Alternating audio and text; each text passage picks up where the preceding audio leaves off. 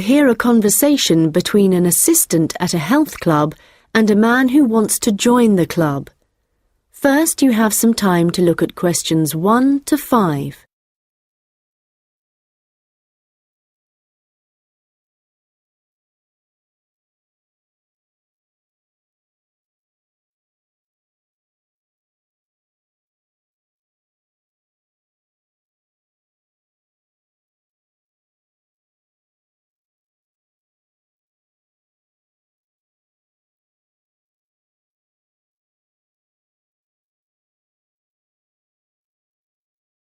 Hi, can I help you?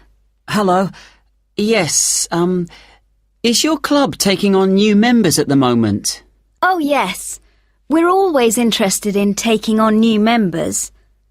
Just give me a moment and I'll get an application form. Right, here we are. So, let's start with your name. It's Harry. OK. And your surname? It's Simons. Is that like Simon with an S? No, it's Symonds.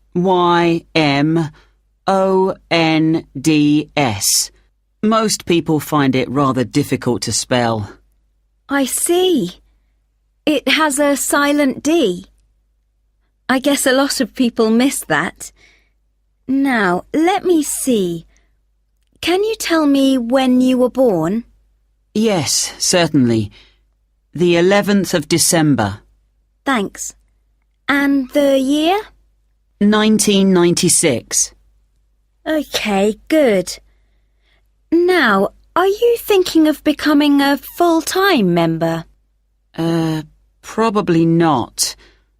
What kind of memberships do you have? Well, we also have off-peak membership, which is between 9 and 12 in the morning and 2 and 5 in the afternoon. And then we do have a weekend membership. So a weekend membership is just Saturday and Sunday? Yes, that's right. OK. Well, that's not going to work for me. It looks like I'll have to be full-time.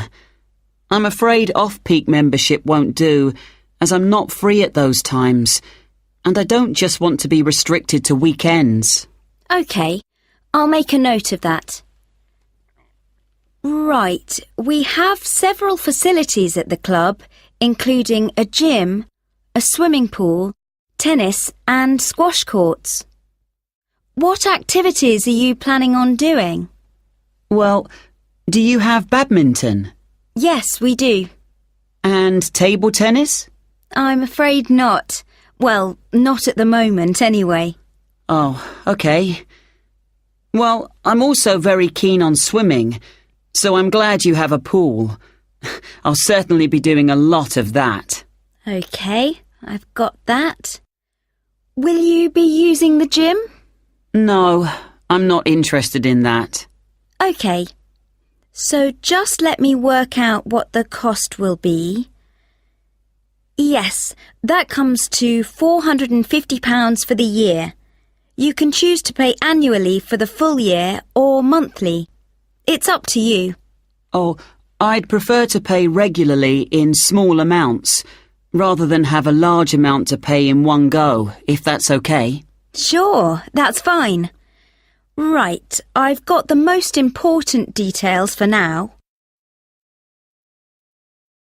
Before you hear the rest of the conversation, you will have some time to look at the questions 6 to 10.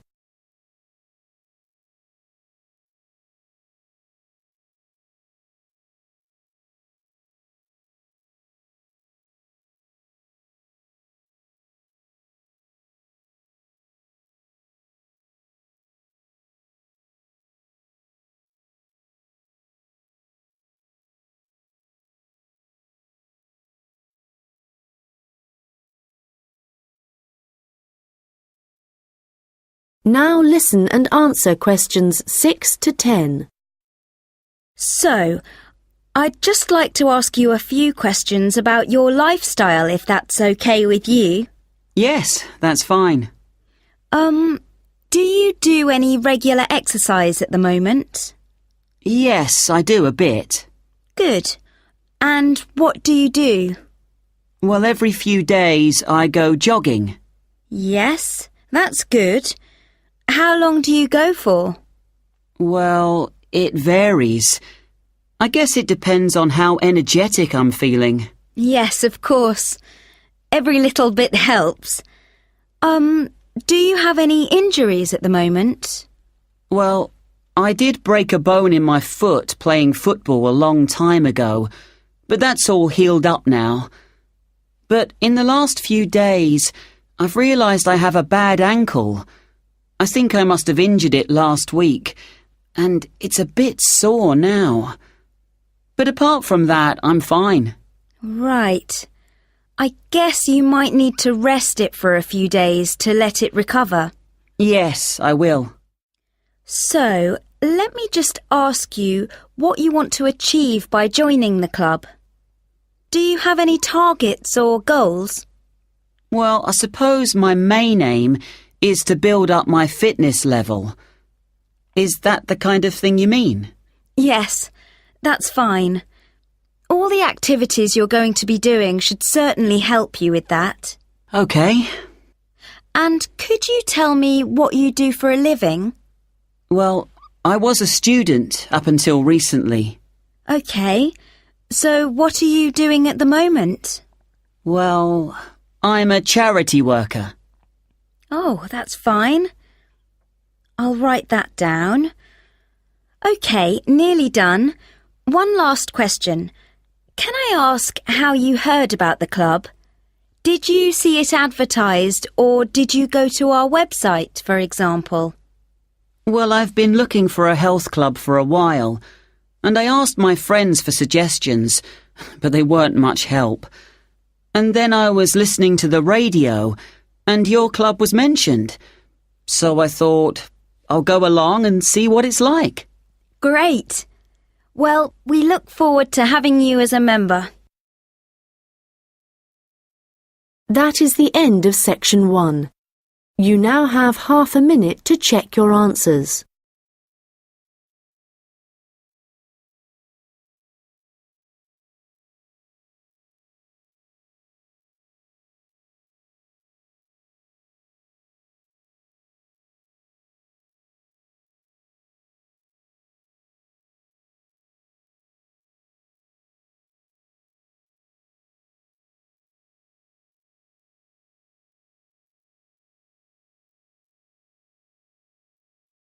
Now turn to section 2.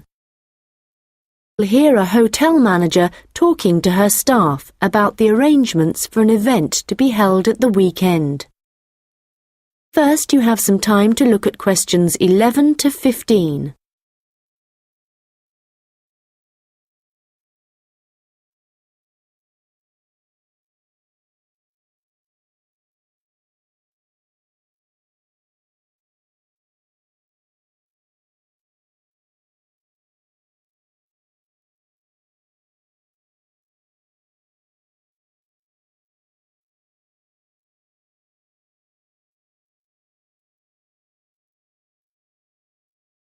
Good morning, everyone. I hope you're all feeling okay after the activities of the last week or so. I know you've all been working very hard recently, and we've been exceptionally busy, especially with the wedding last weekend and the trade fair straight after that. And now we have only 3 days to prepare for the birthday party this weekend. The events recently have gone extremely well, and the hotel is beginning to get a very good reputation, so we need to keep it up.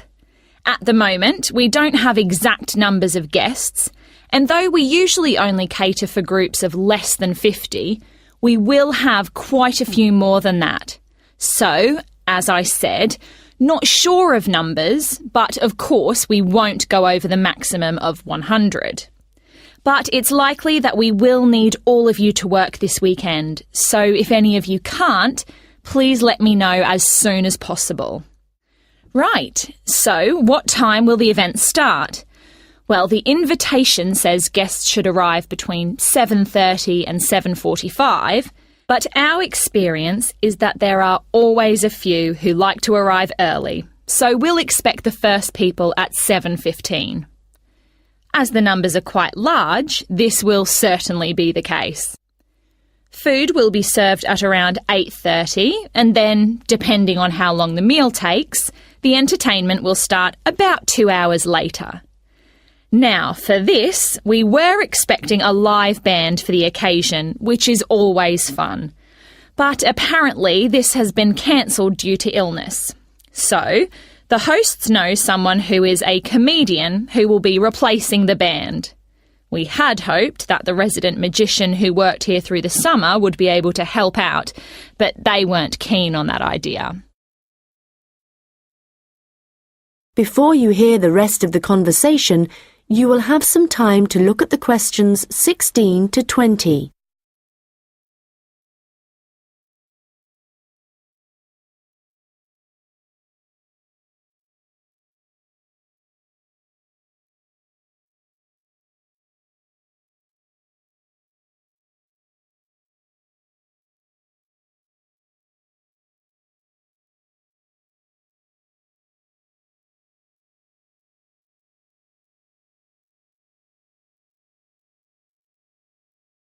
Now listen and answer questions 16 to 20.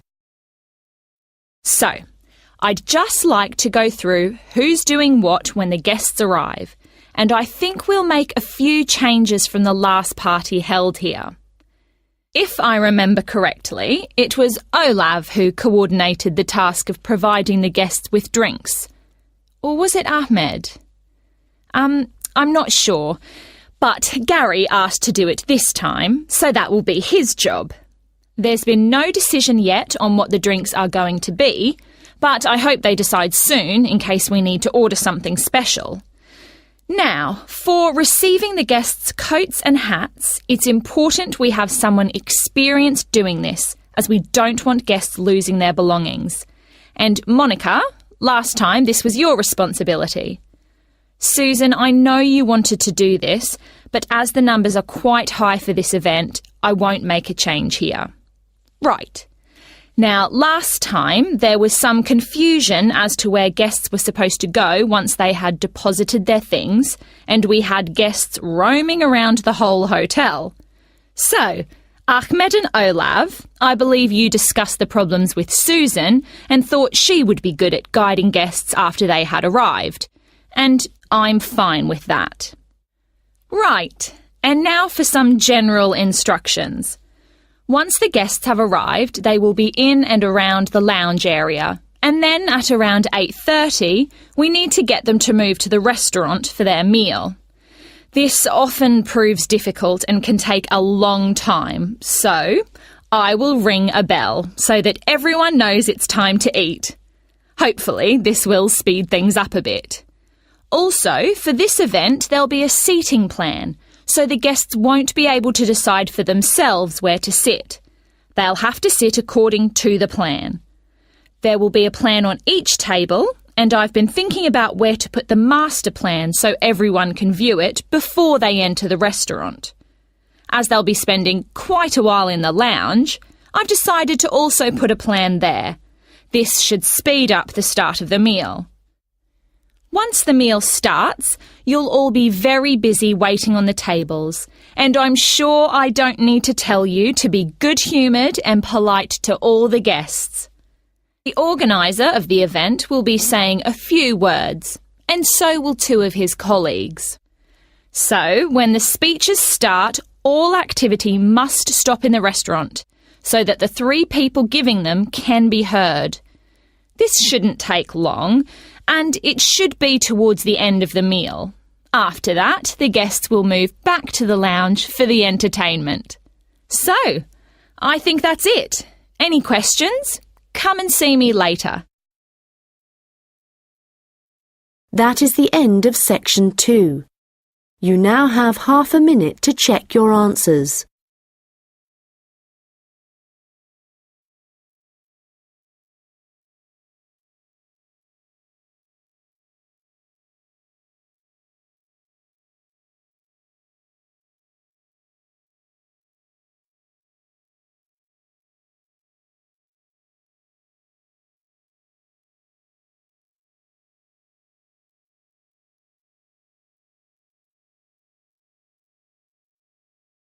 Now turn to section 3. There are two students discussing an assignment. First, you have some time to look at questions 21 to 25.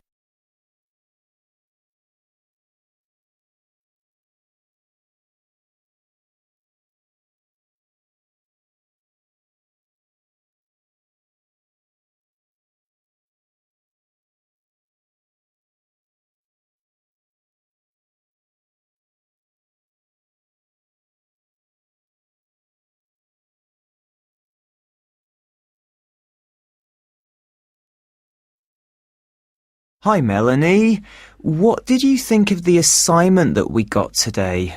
It looks interesting, doesn't it? Yes, Ellen. I've always been interested in recycling, but there's a lot of research to do. Yes, there are a lot of things I'm unsure of, so it's going to be good working with you. OK. Well, why don't we start by making a flowchart from the notes our tutor gave us? Yes, so on one side we could have the paper production cycle, here on the left, and on the other side the recycling. Good idea. Let's start at the top with the production. The first step in the process is to get the raw materials. Yes, and they tend to come from pine forests. OK. And then the bark is removed from the outside of the tree, and after that, the wood is chopped up. That's the first 3 stages. It sounds a bit complicated after that. It says water is added, and then the mixture is heated and made into pulp. This will be the thick paste that is used to make paper. Yes, you're right, because after that they use a machine to make the paper, and we can put that right in the centre of the flowchart, because it's also where the recycled paper joins the process. Yes. So, once the paper has been produced in the machine, what happens then? Well, I think we should write print as the next step, because this is when newspapers, magazines, etc. are produced. And we could also add that they have to be distributed to stores and people's homes. Right. Then the recycling bit starts. The old paper's collected, and then it says it's taken somewhere so that someone or something can sort it. I imagine there are different kinds of paper, or things like paper clips that need to be removed. Yes. Let's have a step after that. Now, how did our tutors say they do this? Oh yes, it involves chemicals. So, how is your chemistry? Well, not very good, I'm afraid. But this is how they remove ink, so this is definitely going to need a bit of research. Right. The last step in the recycling section is similar to the last step in the production process, with heating and pulping, before the cycle begins again.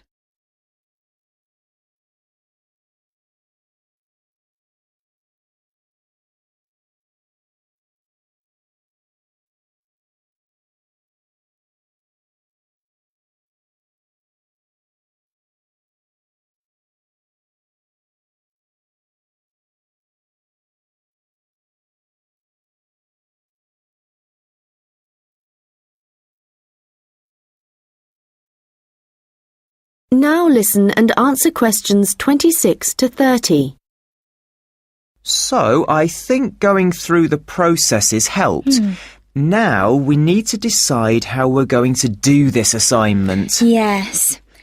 I guess what we need to do is take the processes and divide them up between us. But we could start thinking about an introduction. Yes, OK. Well, I can start doing that. I think I have enough to go on already. Good. And there are a few areas where we need a lot more information. I think I'll start with something easy. Let's say the paper collection. I could go to the resource centre to do some research. Well, I think a better idea would be to approach someone who's involved in the process. What about contacting the council? Oh, good idea. Yes, I'll do that instead. They're bound to have some information. And I know just the thing to add to our work to make it even more interesting. And what's that? Well, in my last assignment, I added a few pictures, and the feedback I got was that this wasn't academic enough. So what might really bring it to life would be to include some data, provided we can find some. Yes, that sounds excellent. Well, we certainly have a lot to do, and not much time to do it in. You're right. I think we have about 5 weeks, so I suggest we create a plan of work today. The end of the month is nearly 3 weeks away, and then we have a few days holiday. Yes, so let's see if we can get the first draft done by then, so we can take a short break. OK. Then after the break, we'll have just over a week to complete it. I wonder if we could get someone to review our work for us a few days before the deadline, so we can make some final changes. What about your friend, Henry? Well, the best person would be our tutor. Henry's very good, but he's taking a whole week's holiday, and there won't be enough time when he returns. OK then, that's fine. That is the end of section 3. You now have half a minute to check your answers.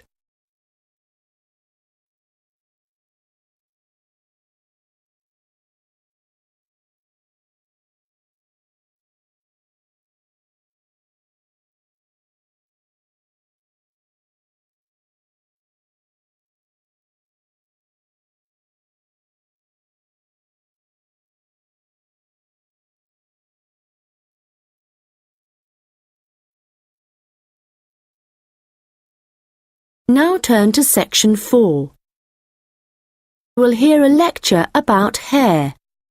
First, you have some time to look at questions 31 to 40.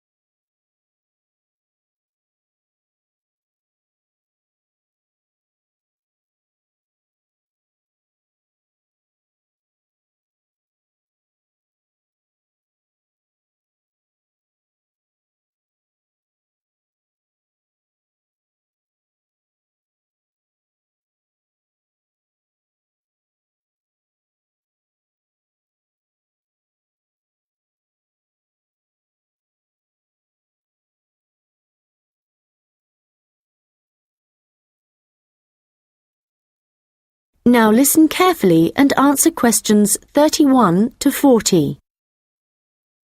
Good morning, and welcome to this lecture on hair, which is a part of the human biology course.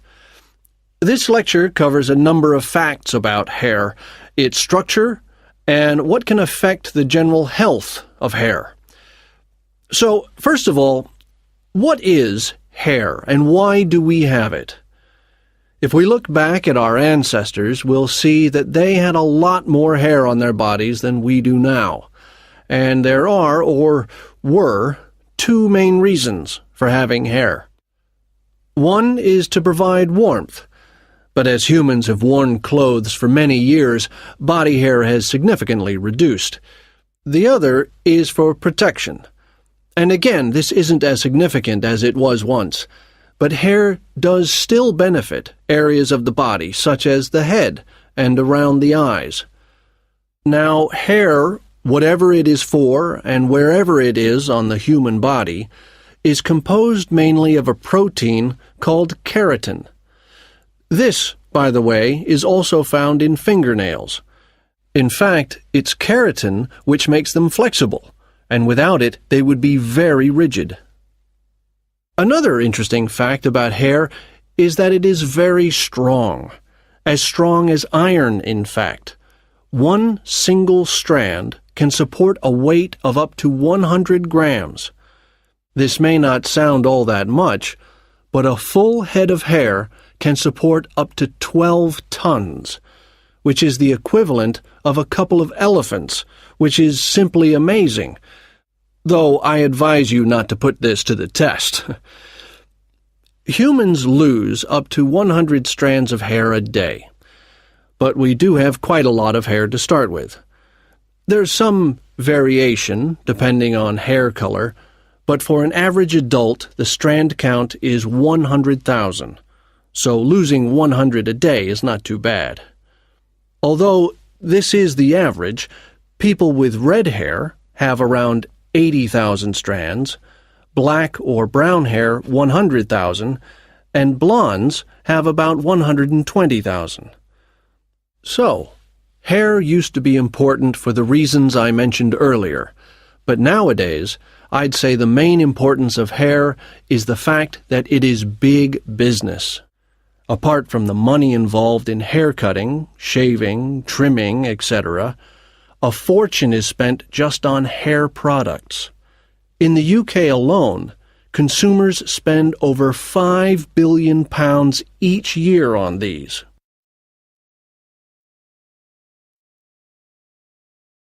So next, I'd like to just give you a quick overview of the structure of hair. As you can see, along the length of the hair, there are three main parts, called the bulb, the root, and the shaft. A single hair is fixed at one end below the skin in the bulb. The bulb acts rather like a cap.